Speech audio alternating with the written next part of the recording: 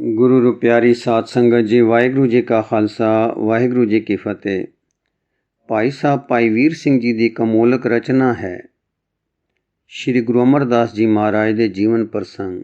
आओ उस दा अगले हिस्सा सरवण करने की कोशिश करिए जी। सतवां है गुरु लादोरे। सत्संग दी चहल पहल वाला गोइंदवाल चुपचाप हो गया है। हार विच विजयी सतगुरु जी तां उस रात विदा हो गए सन। जित विच हार लैके 2-4 दिन स्वाद रख के दातू जी भी विदा हो गए। गोइंदवाल विच घर घर शोक है, परिवार विच दिल पीड़ा है। ढूंढ लई दूर नेड़े साक संबंधी गए हन। सिखां विच महान वियोग ते बिरहा है।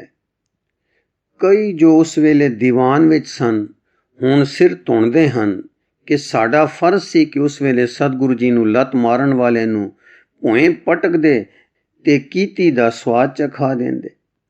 ओ जाने जे गुरु जी गुस्से होंदे तां चल लैंदे, शराब देंदे तां सह लैंदे, पर गुरु हतक ना सहारदे ते गुरु ना लोप कर बैठदे। कई नेड़े नेड़े भालां कर मुड़े हन, हुण सारे इकट्ठे होके विचारां कर रहे हन। कई समझदे हन कि अंतर ध्यान हो गए हन, कई समझदे हन कि दूर किसे देश चले गए हन। कई सोचां मगरों अंत ਇਹ ਨਿਸ਼ਚੇ ठहरी कि भाई बुढ़े पास चलिए। उसनूं वर है कि तैथों कदे ओले नहीं होवांगे। इउं विचार के कुछ सज्जण गए। भाई बुढ़ा संगत नूं बड़े आदर नाल मिलिया, सारी वारता दर्द नाल सुनी। फिर गुरु प्रेम विच निमग्न हो गया। फिर नैण खोले ते कहा, चलो भाई गोइंदवाल चलिए। इउं आख के टुर पे ते गोइंदवाल पहुंच के सब कुछ तकिया ते सारे वेरवे सुने। श्री बुढ़ा जी करामात दसनी नहीं चाहते। गुरु रजा लोप होने दी है, उस विच दखल नहीं देना चाहते। संगत प्रेम विच बेहबल है, उसका दुख भी सहार नहीं सकते। सब विचारां विचार के बुढ़ा जी ने विਉਂਤ की कि जिस घोड़ी ने गुरु बिना किसी नूं अपने उपर असवार नहीं होण दिता, ਇਹ घोड़ी अपने अज्ञात ज्ञान विच जानदी है कि गुरु कित्थे है। घोड़ी गुरु के मन नाल एक स्वर है। ਇਹ रास दे इशारे नहीं, ਇਹ गुरु के मनो संकल्प नाल गुरु जी नूं मंजिल ले जांदी रही है। ਇਹ है जो गुरु द्वारे लै जाएगी। ਇਹੋ है मेरी जांचे गुरु जी नूं जिथे छोड़ आई है। सो अरदासा सोध के घोड़ी नूं नवा धवा, जीन पुआ, शिंगार सुहार के रासां हने नाल ढिलियां बन के खुला छड़ दिता। घोड़ी एक पासे टुर पई, मगर ढूंढाऊं संगत शब्द गायन करदी टुर पई। घोड़ी टुरी गई, अंत संगत नूं बासर के लै गई। उत्थे पिंडों बाहर ही एक मकान दे कोल वार अपड़ के खड़ो गई। जे 1-2 कदम अगे जावे तां फिर उत्थे ही आ खड़ोवे। संगत उत्थे इधर उधर तके, कोई निशान सतगुरु जी दा दृष्टि ना पवे। हुण भाई बुढ़ा जी ने उस मकान दी बाहरली वलगन दी परिक्रमा कीती तां एक दर लभा जो बंद सी। उस दर ते महीन अखरां विच लिखिया होया सी, जे कोई इत्थे आके दर खोलेगा ਉਹ ਸਾਡਾ ਸਿੱਖ नहीं ਹੋਵੇਗਾ, ਅਸੀਂ ਉਸਦੇ ਗੁਰੂ नहीं ਰਹਾਂਗੇ। संगत आशा विच उमगदी ਇਹ पढ़ के निराश हो खड़ोती। इतना यतन करके जे गुरु लब्बा तां भाग जागे, पर दर्शन दी दात मने है। आहो साडे कलयुगी जीवां दे भाग। भाई बुढ़ा दस हुण साडे जीवन दा की हज है, जिस नाल सतगुरु इन्ना उदास है कि दर्शन दात ही मने हो गई है। तां बुढ़े ने संगत दी तीबर प्रेमई दशा देख के कहा, भाई सजणो निराश ना होवो, हुण बिरहे विचों गुरु के लाड़ विच आ जाओ। गुरु माता पिता जो होया मापे बख्शिंद होंदे हन। गुरु की आज्ञा दरवाजा खोलण या भन्नण दी नहीं, पर ਇਹ आज्ञा तां नहीं लिखी कि होर किसे थावें कंध विच सन भी कोई ना लावे। मन नाल शरीर नाल सन्ना मारदे ही रहीदा है। गुरु दर्शनां लई सन ला लईए तां की होया। तुसी खड़े रहो, सन मैं लासां। सो आओ लोक परलोक दे धन दी यात्रा करिए। इस तरह सतगुरु दी ਅਖਰੀ ਯਾਤਰਾ ਭੰਗ ਵੀ ਨਾ ਹੋਸੀ ਤੇ ਕਾਰਜ ਵੀ ਹੋ ਜਾਸੀ। ਸਦਾ ਬਖਸ਼ਣ ਦਾਤਾ ਜੀ ਆਸ ਹੈ ਖਫੇ ਨਹੀਂ ਹੋਣਗੇ, ਜੇ ਹੋਣਗੇ ਤਾਂ ਚਰਨੀ ਪੈ ਕੇ ਖਿਮਾ ਮੰਗਾਂਗੇ। ਸਦ ਬਖਸ਼ਣ ਗੁਰੂ ਦਾ ਬਿਰਧ ਹੈ ਅਤੇ ਬਖਸ਼ੇਗਾ। ਜੇ ਸਤਿਗੁਰੂ ਨੇ ਨਾ ਬਖਸ਼ਿਆ ਤਾਂ ਮੈਂ ਸੰਗਤ ਦੇ ਸੁੱਖ ਤੋਂ ਸਦਕੇ ਦਰ ਪਿਆ ਰਹਾਂਗਾ। ਇਹ ਵਿਉਂਤ ਕਰਕੇ ਸੰਦੇਵਾ ਮੰਗਵਾ ਕੇ ਪੂਰਬ ਦੇ ਪਾਸੇ ਬਾਬੇ ਨੇ ਸੰਨ ਲਾ ਦਿੱਤੀ। ਬੜੇ ਮਲਕੜੇ ਇੱਕ ਇੱਕ ਕਰਕੇ ਹਰ ਇੱਟ ਖਿੱਚੀ। ਕੋਈ ਹੱਥ ਪਰ ਚੌੜਾ ਤੇ 1.5 ਹੱਥ ਲੰਮਾ ਪਾੜ ਜਦ ਬਣ ਗਿਆ ਤਾਂ ਸਿੱਖੀ ਦੇ ਰਾਖੇ ਗੁਰਮੁਖ ਭਾਈ ਬੁੱਢਾ ਜੀ ਲਿਫ ਕੇ ਅੰਦਰ ਲੰਘੇ ਤੇ ਪ੍ਰਣਾਮ ਕਰਦੇ ਰੂਹ ਦੇ ਗੋੜੇ ਵਾਂਗੂ ਟਿਕ ਗਏ। ਕੀ ਦੇਖਦੇ ਹਨ ਕਿ ਸਤਿਗੁਰੂ ਜੀ ਅਗਾਧ ਸਮਾਧ ਵਿੱਚ ਲੀਨ ਹੋਏ ਬਿਰਾਜ ਰਹੇ ਹਨ। ਚੁਫੇਰੇ ਸ਼ਾਂਤ ਪ੍ਰਭਾਵ ਛਾ ਰਿਹਾ ਹੈ। ਨਿੰਮੇ ਨਿੰਮੇ ਚਾਨਣੇ ਵਿੱਚ ਆਤਮ ਪ੍ਰਭਾ ਦਿਬਤ ਹੈ। ਟਿਕਾਵ ਦਾ ਅਸਰ ਐਸਾ ਹੈ ਕਿ ਬ੍ਰਿਜ ਜੀ ਦੇ ਆਪਣੇ ਨੈਣ ਵੀ ਜੁੜ ਗਏ ਤੇ ਲੀਨਤਾ ਮੱਲੋ ਮੱਲੀ ਸੁਰਤ ਨੂੰ ਘੁੱਟਣ ਲੱਗ ਗਈ। ਕੋਈ ਕੱਚੀ ਘੜੀ ਇਸ ਤਰ੍ਹਾਂ ਰਹਿ ਕੇ ਫਿਰ ਉਪਕਾਰ ਯਾਦ ਆਇਆ ਕਿ ਸੰਗਤ ਬਾਹਰ ਖੜੀ ਵਿਆਕੁਲ ਹੈ। ਫਿਰ ਨਮਸਕਾਰ ਕੀਤੀ ਤੇ ਚਰਨ ਕਮਲਾਂ ਨੂੰ ਅਦਬ ਤੇ ਪਿਆਰ ਨਾਲ ਹੱਥ ਲਾਏ। ਹੱਥ ਲੱਗਣ ਤੋਂ ਮਗਰੋਂ ਨੈਣ ਸੋਹਣੇ ਸੋਹਣੇ ਬੰਦ ਨੈਣ ਖੁੱਲੇ। ਨਜ਼ਰ ਪਈ ਪਿਆਰੇ ਪਰਮ ਪਿਆਰੇ ਸਿੱਖ ਤੇ ਪਛਾਣਿਆ ਤੇ ਮੁਸਕਰਾਏ। ਹਾਂ ਵਾਹ ਕੋਇਆ ਭਾਈ ਬੁੱਢਾ ਸਿੱਖੀ ਦੇ ਥੰਮ ਤੁਸੀਂ ਹੈਂ ਤੁਸੀਂ, ਤੇ ਫਿਰ ਮੁਸਕਰਾ ਕੇ ਨੈਣ ਮੀਟ ਲਏ। ਬੁੱਢਾ ਹੇ ਕਲਯੁਗ ਦੇ ਤਾਰਕ, ਨਾਮ ਜਹਾਜ਼ ਦੇ ਖੇਵਟ ਗੁਰੂ, ਖਿਮਾ ਖਿਮਾ ਖਿਮਾ ਤਰਾਹਿਮਾ ਦਾਤਾ। ਸੰਗਤਾਂ ਗੁਰੂ ਬਿਰਹੋਂ ਵਿੱਚ ਵਿਆਕੁਲ ਹਨ। ਸੰਗਤ ਦਾ ਦੁੱਖ ਦੇਖ ਨਹੀਂ ਹੋਇਆ। ਹਾਂ ਤਾਂ ਭੁੱਲਣਹਾਰ, ਪਰ ਲਿਖੀ ਆ ਗਿਆ ਭੰਗ ਨਹੀਂ ਕੀਤੀ। ਦਾਤਾ ਦਰਵਾਜ਼ਾ ਉਸੇ ਤਰ੍ਹਾਂ ਬੰਦ ਹੈ। ਮੈਂ ਪਿੰਡ ਰਹਿਣੇ ਵਾਲਾ, ਸੰਨਾਂ ਲਾਉਣੀਆਂ ਮੇਰੇ ਕਈ ਵੀਰ ਜਾਣਦੇ ਹਨ। ਦੂਜੇ ਪਾਸਿਓਂ ਸੰਨ ਪਾੜ ਕੇ ਹਜ਼ੂਰੀ ਹਾਜ਼ਰ ਹੋਇਆ ਹਾਂ। ਦਸਮ ਦੁਆਰ ਵਿੱਚ ਛਪੀ ਬੈਠੀ ਆਤਮ ਵਸਤੂ ਨੂੰ ਏੜਾ ਪਿੰਗਲਾਂ ਦੇ ਦਰਵਾਜ਼ੇ ਛੱਡ ਕੇ ਸੁਖਮਨਾਂ ਨੂੰ ਸੰਨ ਲਾ ਅੰਦਰ ਆਪ ਵੜਨ ਦੀ ਦਲੇਰੀ ਕੀਤੀ ਹੈ। ਬਖਸ਼ ਲਓ। ਜਿਵੇਂ ਕਰਤਾ ਪੁਰਖ ਸੁਖਮਨਾਂ ਦੀ ਸੰਨ ਪਾੜ ਕੇ ਦਰ ਆਇਆਂ ਨੂੰ ਬਖਸ਼ ਮਿਲਾਉਂਦਾ ਹੈ, ਤਿਵੇਂ ਹੈ ਜੋਤੀ ਸਰੂਪ ਜੀ ਮੇਲ ਲਓ ਮੇਲ ਲਓ। ਤੁਸੀਂ ਉਹ ਹੋ ਹਾਂ ਉਹ ਹੋ। ਆਪ ਨਾਰਾਇਣ ਕਲਾ ਧਾਰ ਜਗ ਮੈਂ ਪਰਵਰਿਓ। ਸਤਿਗੁਰੂ ਮੁਸਕਰਾਏ, ਫਿਰ ਬੋਲੇ, ਗੁਰੂ ਨਾਨਕ ਦੇਵ ਦੇ ਤਾਰੇ ਤੇਰਾ ਕੀਤਾ ਕੁਸ਼ਲ ਹੈ, ਪਰ ਦੇਖ ਗੁਰੂ ਅੰਗਦ ਦੇਵ ਦੇ ਹੁਕਮ ਨਾਲ ਗੋਇੰਦਵਾਲ ਟਿਕੇ। ਉਸ ਗੁਰੂ ਦੇ ਸੁੱਤ ਦੇ ਹੁਕਮ ਵਿੱਚ ਕਿ ਉਸ ਦੇ ਹਿਰਦੇ ਸ਼ਾਂਤੀ ਵਰਤੇ, ਇਸ ਲਈ ਨਿਜ ਸ਼ਾਂਤੀ ਸਰੋਵਰ ਵਿੱਚ ਆ ਨਿਮਗਨੇ ਹਾਂ। ਤੁਸਾਂ ਕਾਸ ਨੂੰ ਖੇਚਲ ਕੀਤੀ। ਭਾਈ ਬਿਰਧ ਜੀ, ਸੰਗਤ ਦੀ ਪੀੜਾ ਸਹੀ ਨਹੀਂ ਗਈ। ਗੁਰੂ ਕਾ ਹੁਕਮ ਵੀ ਆਪ ਨੂੰ ਪੰਥ ਕਰਨੇ ਦਾ ਹੈ।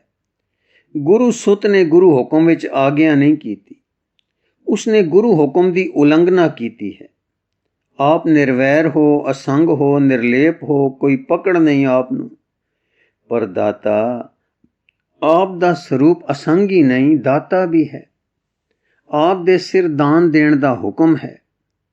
ਬਾਹਰ ਸੰਗਤ ਪੀੜਤ ਹੋਈ ਹਾਜ਼ਰ ਖੜੀ ਹੈ। ਗੋਇੰਦਵਾਲ ਦੇ ਚੌਧਰੀ, ਮਰਵਾਹਾ, ਆਪ ਸਾਰੇ ਆਏ ਖੜੇ ਹਨ। ਆਪ ਨੇ ਅਸੰਗ ਤੇ ਨਿਰਲੇਪ ਹੁੰਦਿਆਂ ਹੋਇਆਂ ਵੀ ਇਹਨਾਂ ਦੀ ਭਾਉ ਬਾਧਾ ਹਰਨੀ ਹੈ। ਹੇ ਗੁਰੂ ਨਾਨਕ, ਬੌੜੀ ਕਰੋ। ਹੁਣ ਸਤਿਗੁਰੂ ਜੀ ਨੇ ਭਾਈ ਜੀ ਵੱਲ ਇੱਕ ਅਚਰਜ ਪਾਵਾਂ ਵਾਲੀ ਡੂੰਗੀ ਨਜ਼ਰ ਪਾਈ ਤੇ ਬੋਲੇ, ਗੁਰੂ ਕੇ ਪਿਆਰੇ ਸਿੱਖੀ ਦੇ ਮੁਹਾਣੇ, ਤੇਰੀ ਰਜ਼ਾ, ਗੁਰਮੁਖ ਦੀ ਰਜ਼ਾ ਲੈ ਆਓ। ਗੁਰੂ ਅੰਗਦ ਦੇਵ ਜੀ ਦੀ ਪਿਆਰੀ ਸੰਗਤ ਨੂੰ ਸ੍ਰੀ ਪਵਿੱਤਰ ਬਿਰਧ ਜੀ ਉੱਠੇ, ਸੰਗਤ ਨੂੰ ਆਵਾਜ਼ ਦਿੱਤੀ, ਗੁਰੂ ਕੀ ਆਗਿਆ ਹੋ ਗਈ, ਆਓ ਲੰਘ ਆਓ। ਆਗਿਆ ਸੁਣ ਕੇ ਇੱਕ ਇੱਕ ਕਰਕੇ ਸਿੱਖ ਸੰਨ ਦੇ ਵਿਚਲੀ ਲੰਘ ਕੇ ਆਏ। ਚਰਨ ਕਮਲ ਪਰਸੇ, ਮਨ ਦੀ ਤਪਤ ਤੇ ਬਿਰਹਿ ਦੀ ਉਸਨਤਾ ਸੀਤਲ ਹੋਈ। ਧੰਨ ਧੰਨ ਦੀ ਗੁੰਜਾਰ ਲੱਗ ਗਈ। ਇਉਂ ਚੰਦ ਦੁਆਲੇ ਗੁਰਸਿੱਖਾਂ ਦੇ ਤਾਰਾ ਗਣ ਦਾ ਹਾਲਾ ਸਜ ਗਿਆ ਤੇ ਧੰਨ ਗੁਰੂ ਮਗਰੋਂ ਧੰਨ ਭਾਈ ਬੁੱਢਾ ਦੀ ਆਵਾਜ਼ ਆਈ। ਧੰਨ ਭਾਈ ਬੁੱਢਾ ਜਿਨ ਗੁਰੂ ਲੱਦਾ। ਪਰ ਉਸ ਸਿੱਖੀ ਦੀ ਅਵਧੀ ਬਾਬੇ ਨੇ ਕਿਹਾ, ਦਾਸ ਨੇ ਕੀ ਕੀਤਾ ਹੈ? ਇੱਥੇ ਗੁਰੂ ਦੇ ਦਰ ਤੱਕ ਤਾਂ ਗੁਰੂ ਘੋੜੀ ਲੈ ਆਈ ਹੈ ਸਾਰਿਆਂ ਨੂੰ। ਮੈਂ ਤਾਂ ਸੰਨ ਪਾਣਨ ਦੀ ਗੁਸਤਾਖੀ ਹੀ ਕੀਤੀ ਹੈ। ਇਸ ਪਰ ਸਤਿਗੁਰੂ ਨੇ ਸੋਹਣੇ ਭਾਈ ਬਿਰਧ ਨੂੰ ਕੁੱਟ ਕੇ ਛਾਤੀ ਨਾਲ ਲਾ ਲਿਆ ਤੇ ਵਾਕ ਕੀਤਾ, ਤੂੰ ਸੰਗਤ ਦਾ ਖੇਵਟ ਹੈ, ਤੂੰ ਭੌਜਲ ਤੋਂ ਪਾਰ ਕਰਨ ਹਾਰ, ਸਿੱਖੀ ਦੀ ਅਵਧੀ, ਤੇਰਾ ਨਾਮ ਸਿੱਖੀ ਦਾ ਸਿਤਾਰਾ। ਕਵੀ ਜੀ ਨੇ ਐਵੇਂ ਲਿਖਿਆ ਹੈ, ਇਹ ਸੰਗਤ ਕੋ ਬੋਇਥ ਪਾਰਾ, ਭੌਜਲ ਤੇ ਕਰ ਹੈ ਨਿਸਤਾਰਾ, ਸਿੱਖ ਅਵਧ ਨਾ ਇਸਤੇ ਪਰੇ, ਨਾਮ ਲਏ ਗਨ ਬਿਗਨ ਸੁਹਾਰੇ। ਸੰਗਤ ਨੇ ਹੁਣ ਵਾਰ-ਵਾਰ ਤੀਬਰ ਪ੍ਰੇਮ ਨਾਲ ਗੋਇੰਦਵਾਲ ਚੱਲਣੇ ਲਈ ਬੇਨਤੀਆਂ ਕੀਤੀਆਂ। ਭਾਈ ਬੁੱਢੇ ਨੇ ਬਹੁਤੀ ਬਿਨੈ ਉਚਾਰੀ। ਗੋਇੰਦਵਾਲ ਦੇ ਚੌਧਰੀ ਦੇ ਮਰਵਾਹਾਂ ਵੀ ਮਗਰ ਆਏ ਸਨ। ਸਭ ਨੇ ਬੇਨਤੀ ਕੀਤੀ ਤਾਂ ਦਇਆ ਨਿਧ ਜੀ ਅਗਲੇ ਦਿਨ ਉਸੇ ਘੋੜੀ ਤੇ ਚੜ੍ਹ ਕੇ ਫਿਰ ਗੋਇੰਦਵਾਲ ਆ ਗਏ ਤੇ ਉਹ ਸਾਮਾਨ ਵਾਹਿਗੁਰੂ ਦੇ ਕੀਰਤਨ ਦੇ ਤੇ ਨਾਮ ਉਚਾਰ ਦੇ ਮੰਗਲ ਫਿਰ ਗੋਇੰਦਵਾਲ ਵਿੱਚ ਹੋਣ ਲੱਗ ਪਏ। ਭਾਈ ਬੁੱਢਾ ਜੀ ਕੁਝ ਦਿਨ ਰਹਿ ਕੇ ਆਗਿਆ ਲੈ ਕੇ ਆਪਣੇ ਘਰ ਗਏ। ਸੰਗਤਾਂ ਦੂਰੋਂ ਦੂਰੋਂ ਦਰਸ਼ਨਾਂ ਨੂੰ ਆਉਣ ਲੱਗ ਪਈਆਂ। ਦਾਤੂ ਜੀ ਆਪਣੀ ਬੇਅਦਬੀ ਦੇ ਪ੍ਰਯੋਜਨ ਦੀ ਅਸਫਲਤਾ ਤੋਂ ਘਰੇ ਹੀ ਟਿਕੇ ਰਹੇ ਤੇ ਲਾਜ ਨੇ ਫਿਰ ਨਹੀਂ ਕੁਝ ਕਰਨ ਦਿੱਤਾ। ਜੇ ਕਦੇ ਫੁਰਨਾ ਜਾ ਕੇ ਬਖਸ਼ਾਵਣ ਦਾ ਹੁੰਦਾ ਵੀ ਤਾਂ ਲੋਕ ਲਾਜ ਰੋਕ ਲੈਂਦੀ। ਅੰਤ ਦਾਤੂ ਜੀ ਨੇ ਗੁਰੂ ਅਰਜਨ ਦੇਵ ਜੀ ਤੋਂ ਇਹ ਭੁੱਲ ਬਖਸ਼ਵਾਈ ਸੀ ਤਾਂ ਲੱਤ ਵੱਲ ਹੋਈ ਸੀ। 8ਵਾਂ ਹੈ ਪਾਰੋ ਨਵਾਬ।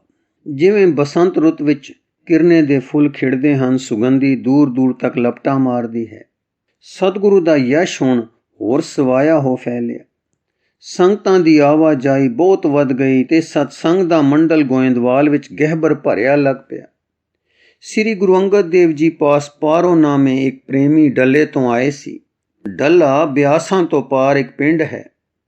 ਭਾਈ ਪਾਰੋ ਨੇ ਸ੍ਰੀ ਗੁਰੂ ਅੰਗਦ ਦੇਵ ਜੀ ਤੋਂ ਹੰਸ ਪਰਮਹੰਸ ਦੇ ਲੱਛਣ ਪੁੱਛੇ ਸਨ ਤੇ ਤਦ ਤੋਂ ਸਤਿਗੁਰੂ ਦਾ ਪ੍ਰੇਮੀ ਹੋ ਕੇ ਨਾਮ ਰੰਗ ਵਿੱਚ ਰੰਗੀਂਦਾ ਆਪ ਸੱਚਮੁੱਚ ਦਾ ਪਰਮਹੰਸ ਹੋ ਗਿਆ ਹੋਇਆ ਸੀ। ਪਾਰੋ ਵਿੱਚ ਗੁਰੂ ਪ੍ਰੇਮ ਇਤਨਾ ਸੀ ਕਿ ਬੜੀ ਛੇਤੀ ਛੇਤੀ ਦਰਸ਼ਨਾਂ ਨੂੰ ਆਇਆ ਕਰਦਾ ਸੀ। ਜਦੋਂ ਦੂਸਰੇ ਸਤਿਗੁਰੂ ਜੀ ਨਿਜ ਧਾਮ ਨੂੰ ਪਧਾਰਨ ਲੱਗੇ ਤਾਂ ਪਾਰੋ ਨੇ ਬਿਨੈ ਕੀਤੀ, ਹੇ ਮਾਲਕ ਦਾਤਾ, ਮੈਂ ਆਪਣੇ ਬਾਕੀ ਦਿਨ ਕਿਸ ਆਧਾਰ ਤੇ ਬਤੀਤ ਕਰਾਂ।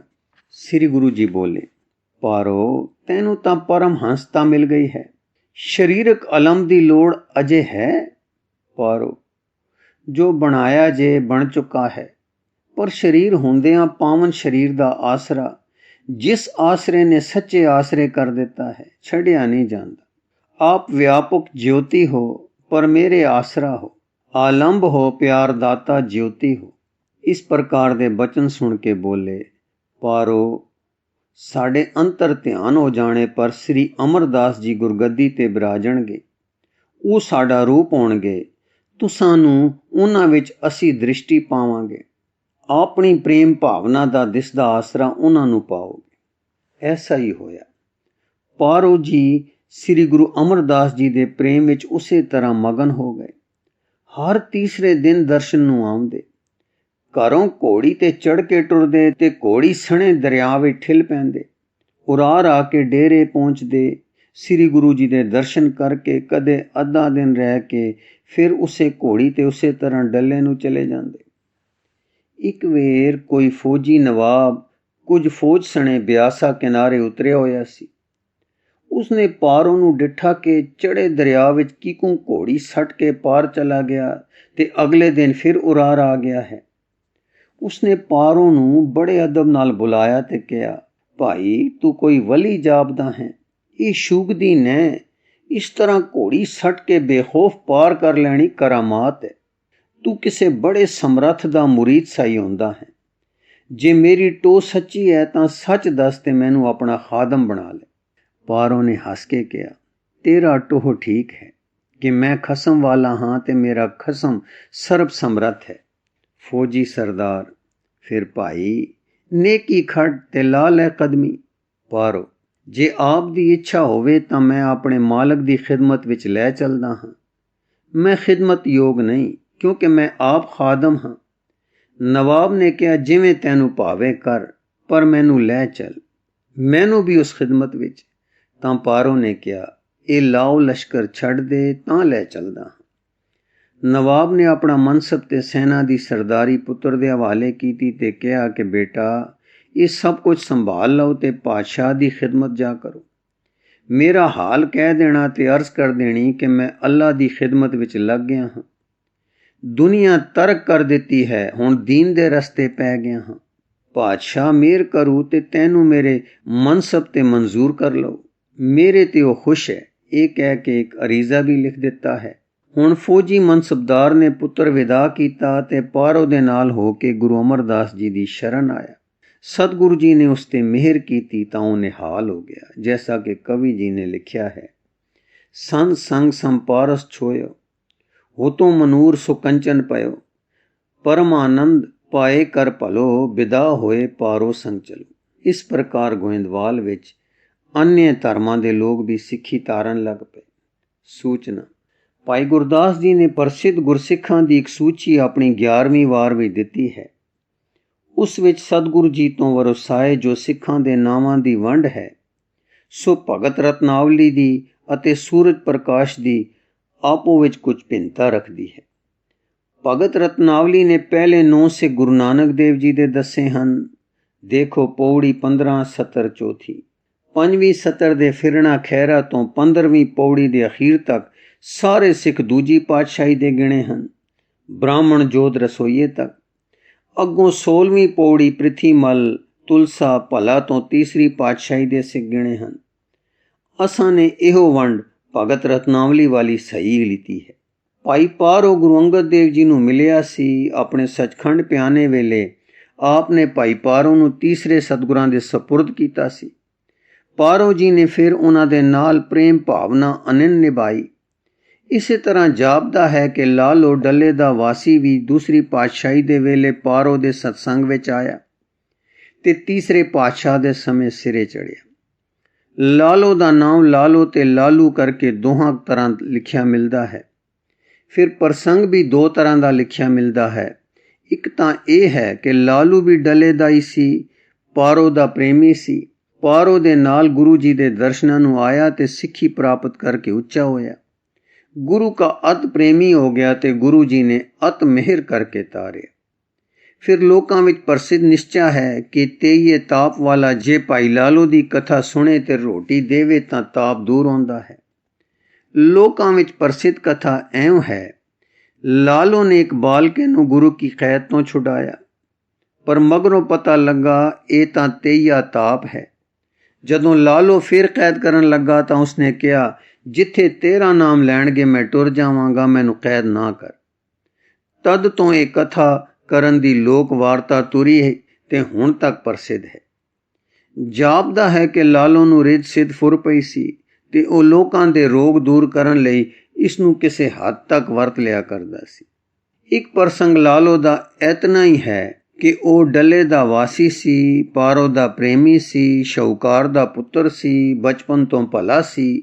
ਗੁਰੂ ਸੰਗ ਵਿੱਚ ਆ ਕੇ ਪਰਉਪਕਾਰੀ ਹੋ ਗਿਆ। ਫਿਰ ਉਸ ਦੇ ਉਪਕਾਰ ਦੀ ਧਾਕ ਪੈ ਗਈ। ਗੁਰੂ ਪ੍ਰੇਮ ਕਰਕੇ ਹਉਮੈ ਜਿੱਤ ਗਿਆ ਤੇ ਗੁਰੂ ਮਿਹਰ ਨਾਲ ਪੂਰਨ ਪਦ ਤੇ ਪਹੁੰਚਾ। ਪਾਰੋ ਦੇ ਦੇਹਾਂਤ ਮਗਰੋਂ ਇਹ ਵੀ ਚੋਲਾ ਛੋੜ ਗਿਆ। ਉਸ ਸਮੇਂ ਡੱਲੇ ਵਿੱਚ ਸਿੱਖੀ ਦਾ ਪ੍ਰਚਾਰ ਬਹੁਤ ਸੀ। ਨਾਮੀ ਸਿੱਖਾਂ ਦੀ ਗਿਣਤੀ 72 ਤੱਕ ਦੱਸਦੇ ਹਨ। ਗੁਰੂ ਜੀ ਆਪ ਵੀ ਕਦੇ ਕਦੇ ਡੱਲੇ ਜਾਂਦੇ ਸਨ। ਹੋਰ ਵੀ ਸਿੱਖੀ ਦਾ ਪ੍ਰਚਾਰ ਤੇ ਸਮੇਂ ਬਹੁਤ ਹੋਇਆ। ਕੁਝ ਪ੍ਰਸੰਗ ਅੱਗੇ ਆਉਣਗੇ। ਇਹ ਪ੍ਰਸੰਗ ਕਿਸੇ ਤਰੀਕਾਂ ਸਮਤਾਂ ਦੇ ਕਰਮ ਵਿੱਚ ਨਹੀਂ ਮਿਲਦੇ, ਇਸ ਕਰਕੇ ਐਦਾਂ ਹੀ ਵਰਣਨ ਹੋਏ ਹਨ। 9ਵਾਂ ਹੈ ਮਹੇਸ਼ਾ। ਗੋਇੰਦਵਾਲ ਬਿਆਸਾਂ ਪਾਰ ਕਰਕੇ ਜਾਈਏ ਤਾਂ ਅਗੇਰੇ ਸੁਲਤਾਨਪੁਰ ਹੈ। ਇੱਥੇ ਇੱਕ ਮਹੇਸ਼ੇ ਨਾਮ ਦਾ ਸ਼ਾਹੂਕਾਰ ਵਪਾਰੀ ਰਹਿੰਦਾ ਸੀ। ਇਸ ਨੂੰ ਪਰਮਾਰਥ ਦਾ ਸ਼ੌਕ ਲੱਗ ਗਿਆ ਤਾਂ ਗੋਇੰਦਵਾਲ ਆਇਆ। ਲੰਗਰ ਦਾ ਪ੍ਰਸ਼ਾਦ ਛਕ ਕੇ ਚਰਨ ਸ਼ਰਨ ਹਾਜ਼ਰ ਹੋਇਆ। ਸਤਿਗੁਰੂ ਜੀ ਨੇ ਪੁੱਛਿਆ, ਭਾਈ ਕਿਸ ਅਰਥ ਆਇਓ? ਤਾਂ ਮਹੇਸ਼ੇ ਨੇ ਕਿਹਾ, ਮੈਂ ਭਵਸਾਗਰ ਤਰਨ ਅਰਥ ਆਇਆ ਹਾਂ, ਕਿਰਪਾ ਕਰਕੇ ਤਾਰ ਲਓ। ਗੁਰੂ ਜੀ ਮੁਸਕਰਾਏ ਤੇ ਬੋਲੇ, ਭਾਈ ਜਗਤ ਦੇ ਲੋਕ ਸੁਖ ਸੰਪਦਾ ਪੁੱਤਰ ਪਦਾਰਥ ਲਈ ਰੱਬ ਦੇ ਪਿਆਰਿਆਂ ਪਾਸ ਆਉਂਦੇ ਹਨ। ਕਲਿਆਣ ਅਰਥ ਕੋਈ ਵਿਰਲਾ ਤੇ ਤੇਰੀ ਬਾਬਤ ਤਾਂ ਸਾਨੂੰ ਜਾਪਦਾ ਹੈ ਕਿ ਤੇਰੀ ਸੰਪਦਾ ਨਸ਼ਟ ਹੋ ਜਾਣ ਵਾਲੀ ਹੈ। ਜੇ ਤੂੰ ਇੱਥੇ ਆਉਂਦਾ ਰਿਹਾ ਤੇ ਭਉ ਬਾਧਾ ਹਰਨੇ ਲਈ सत्संग करदा रहा ਤਾਂ ਫਿਰ ਤੈਨੂੰ ਮੰਦਾ ਲੱਗੇਗਾ ਕਿ ਮੈਂ ਗੁਰੂਦੁਆਰੇ ਕਾਸ ਨੂੰ ਆਇਆ। ਇਸ ਲਈ ਭਲਾ ਹੈ ਕਿ ਸਾਡੇ ਪਾਸ ਸਤਸੰਗ ਵਾਸਤੇ ਨਾ ਆਓ। ਉਸਨੇ ਅਰਜ਼ ਕੀਤੀ, ਮਾਲਕ ਦਾਤਾ ਜੀਓ, ਮੈਂ ਤਾਂ ਸ਼ਰਨ ਆ ਚੁੱਕਾ ਹਾਂ। ਪਦਾਰਥ ਰਹੇ ਜਾਂ ਨਾ, ਜੋ ਆਪ ਦੀ ਰਜ਼ਾ। ਇੱਕ ਦਿਨ ਪਦਾਰਥ ਛੱਡਣੇ ਹਨ, ਜੋ ਉਹ ਪਦਾਰਥ ਸਾਨੂੰ ਛੱਡ ਗਏ ਤਾਂ ਕੀ। ਆਪ ਆਪਣੇ ਦਰੋਂ ਖਾਲੀ ਨਾ ਮੋੜੋ। ਸੱਚਾ ਧਨ ਦੇ ਦਿਓ ਤੇ ਝੂਠੇ ਤੋਂ ਮੈਂ ਹੱਥ ਧੋਤੇ। ਇਸ ਚਾਲ ਚੱਲਣ ਦਾ ਬਲ ਆਪ ਨੇ ਬਖਸ਼ਣਾ। ਗੁਰੂ ਜੀ ਨੇ ਐਸਾ ਦ੍ਰਿੜ ਨਿਸ਼ਚਾ ਦੇਖ ਕੇ ਸਿਰ ਉੱਤੇ ਹੱਥ ਫੇਰਿਆ, ਪਿੱਠ ਤੇ ਥਾਪੜਾ ਦਿੱਤਾ ਅਤੇ ਨਾਮਦਾਨ ਬਖਸ਼ਿਆ। ਮਹੇਸ਼ਾ ਨਾਮ ਲੈ ਕੇ ਚਾਉ ਤੇ ਰਸ ਵਿੱਚ ਆ ਗਿਆ। ਉਹ ਰਸ ਜੋ ਪਦਾਰਥਾਂ ਵਿੱਚ ਨਾ ਸੁ ਡਿੱਠਾ। ਲੱਗ ਗਿਆ ਕਾਲ ਵਿੱਚ ਤੇ ਕਾਲ ਵਿੱਚੋਂ ਲੱਗ ਗਿਆ ਰੰਗ ਨਾਮ ਦਾ ਰੰਗ।